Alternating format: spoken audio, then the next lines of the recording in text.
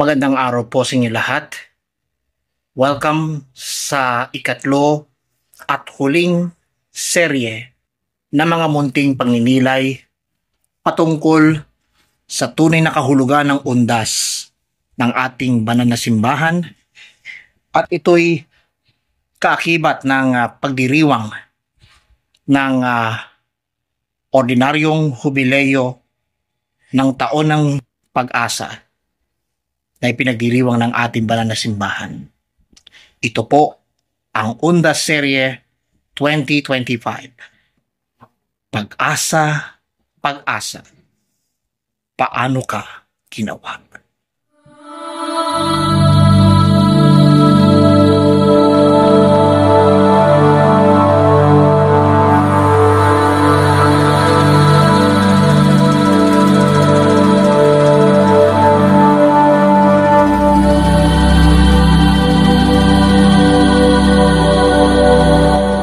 Bago tayo tumungo sa pinakahuling pagninilay na ito, balikan natin ang unang dalawa sa tatlong serye na ito. Sariwa, una natin pinagnilayan ito pong tinatawag na Gabi ng mga Banal or All Hallows Eve. Iyan po'y paghahanda para sa dakilang kapistahan ng mga banal na tao ng ating banal na simbahang Katolika, kung saan nagbigay ng babala ang ating mga kapatid mula sa Catholic Bishops Conference of the Philippines na yung mga tinatawag na trick or treat ay gawain pala ng demonyo. Gawin nating banal ang Halloween at huwag gawing takutan. At itong Nobyembre 1, ginugunita natin o binigyang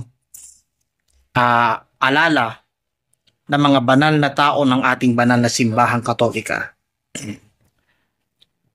Ngayon naman po,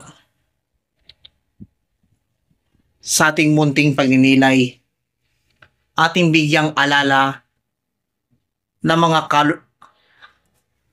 kaluluwa na mga mahal nating sa buhay na nauna sa atin na lumisan sa mundo.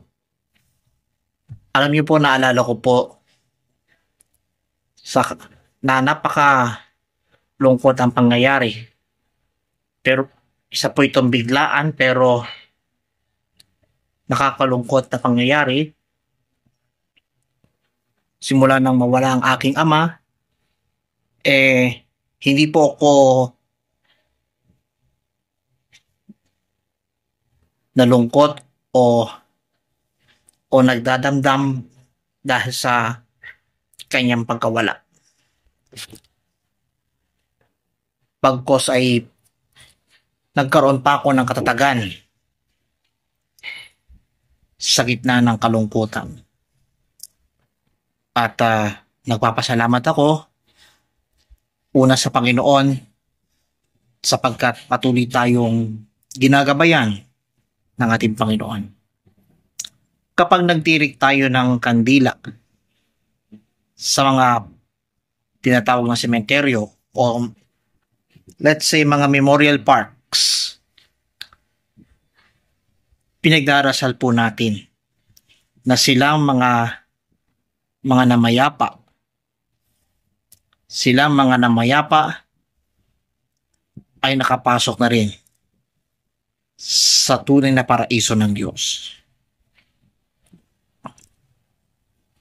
Nawa ang kanilang kaluluwa ay patuloy na samahan ng Panginoon.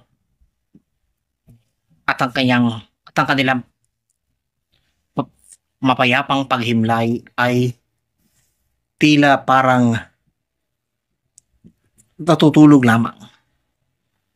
Subalit sa kabutihang loob ng Panginoon, binigyan tayo ng lakas at kaaliwan. Yan ay sa pamamagitan ng mga anghel mula sa kalangitan. Hindi po tayo nakalugmok sa kalungkutan. Bagkos, ipinanalangin pa natin sa ating buhay na Diyos na maging sila ay katulad sa mga taong matuwid na makapasok sa kahariang inihanda ng Panginoon sa atin mula pa ng likhain ang mundo. At napakaliwanag na sinabi ng Panginoon, ako ang daan, ang katotohanan at ang buhay. Walang makapupunta sa Ama kundi sa pamamagitan ko. Tunay nga na ang mga kaluluwa na mga mahal nating sa buhay na nauna sa atin ay nasa grasya ng Panginoon. Sila'y makapili sa tunay na paraiso at yun ay ang buhay na walang hanggan. Kapatid, friendship, ka-prayer partner, at katuwang. Ipinanalangin niyo po ba ang mga tapat na yumao na nauna sa atin? Ipagdasal natin na sila'y bigyan din ng pag-asa. Pag-asa na mapabilang sa mga pinag-aarian ng ating buhay na Diyos. Sabi nga sa bahagi ng kasulatan, itinakda sa isang tao ang minsang mamatay at pagkatapos ay ang paghuhukom. Tayo huhukumin sa harap ng Diyos base sa ating mga nagagawa. Ito man ay may kabutihan o hindi. Ang reward ay manggagaling sa ating Panginoon. Kaya panalangin po natin na silang lahat na mga mahal natin sa buhay na nauna sa atin, lahat ng mga kaluluwa na mga tapat na yumaong nauna sa atin ay kasihan at gabayan sila tungo sa tunay na paraiso at yun ay ang buhay na walang hanggan. Kaya't inihanda ng Panginoon ang napakaraming silid doon sa kaharian ng Diyos Ama sapagkat ang tanging pangako ng Panginoon, babalik ako at kayo'y kasama ko sa aking patutunguhan. Huwag tayong mawalan ng pag-asa, bagkos manalig tayo at manampalataya sa Diyos. At tayong mga naiwan dito sa mundo, may mahalaga pa tayong misyon. Alang-alang sa mga legasiyang iniwan ng mga mahal natin sa buhay. Katulad ng aking ama, ang kanyang legasiya sa ministeryo ng El Shaddai ay patuloy na buhay at mananatiling buhay. Magkaisa tayo at makipagtipan tayo sa Panginoon. Ipagdasal natin na sumapayapa nawa ang kaluluwa ng mga yumao sa grasya ng ating Panginoon. May pag-asa. Sila'y nagkaroon ng pag-asa doon sa kaharian ng Diyos.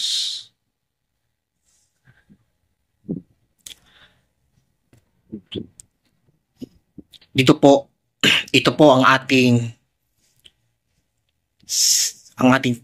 ang ating tatlong araw na munting pagninilay sa panahon ng Undas ngayong Ordinary Jubilee Year of Hope ngayong 2025. Ang Undas Serye 2025. Pag-asa, pag-asa. Paano ka ginawa?